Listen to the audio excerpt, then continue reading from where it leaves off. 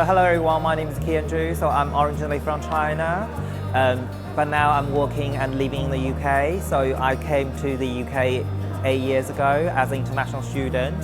Today I just wanted to share my personal experience with you and to talk a little bit more about, overseas studies and how to find the right university and the right courses for yourself. So I think first of all, 8 years ago when I first decided to study abroad, and I look at all options available. So obviously I'm looking for English-speaking countries because that's the language I'm familiar with.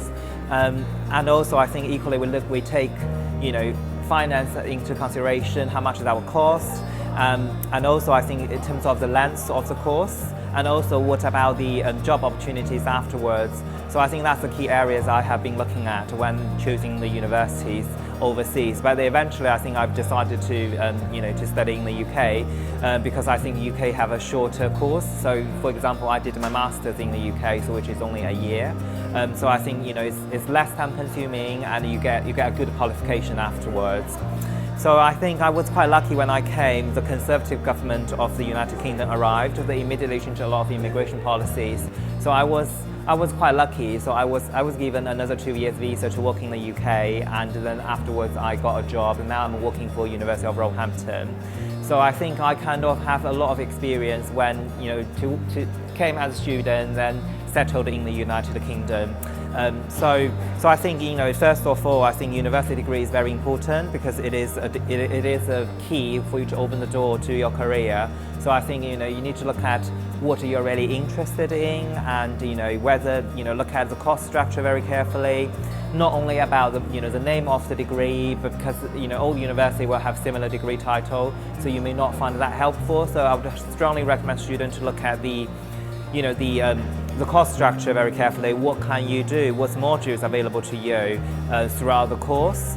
And secondly, I think you need to like a location. So UK, for example, or America is a massive country, and you have so many universities available to you. So you need to look at the location, whether you want to be in a big city or you prefer a countryside life.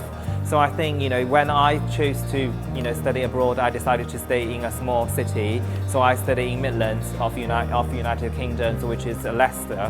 So I studied at Leicester for a year, and I think equally, I think you need to look at the whether you are suitable for the town you're living, because sometimes it can be very diverse in the UK. So you have people from all over the world, and sometimes they don't. So you have to deal with some unexpected circumstances, such as racism or discrimination towards international students. But I think that's something you learn to deal with.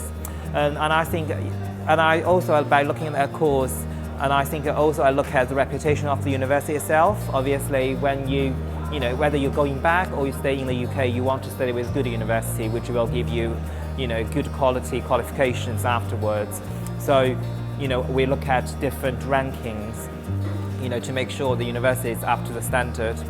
And I think, spend a year in UK university, I realized that the education system is very, very different. So UK requires a lot, or UK university requires a lot of critical thinking skills, which is not something particularly popular in Asia, because the education system is very, very different.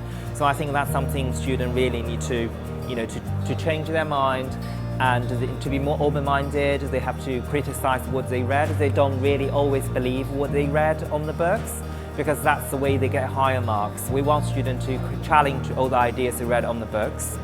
So that's, I think, the key part of the education in the UK or in Western countries in general. So students need to challenge all the existing theories, and that's how the new theories will be produced. So in terms of the challenges the students have to deal with when they come in from Asia, I think the first of all will be cultural.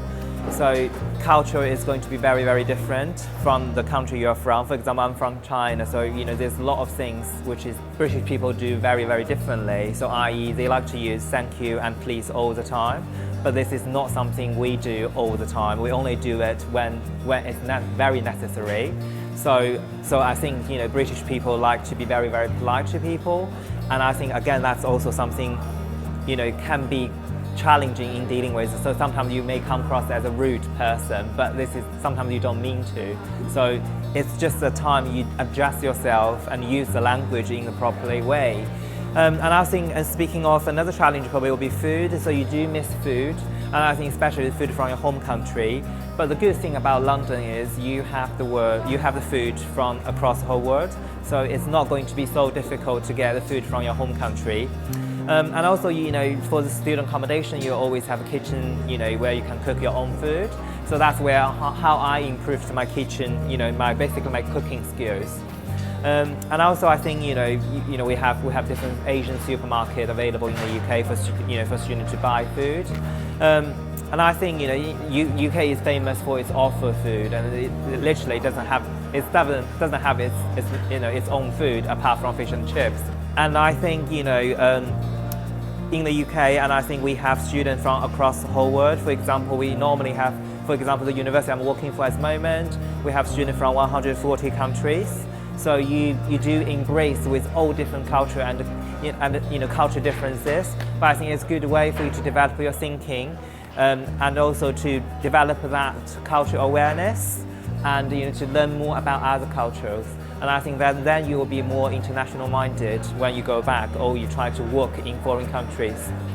So I think I have to say, throughout the 8 years in the UK, I have got a lot of lifelong skills that would help me. Even if now I'm moving to another country, I still can survive. So I think studying abroad is definitely a good way for you to be independent, and at the same time you have the free access to everything. Then you really experience your life, and without your parents.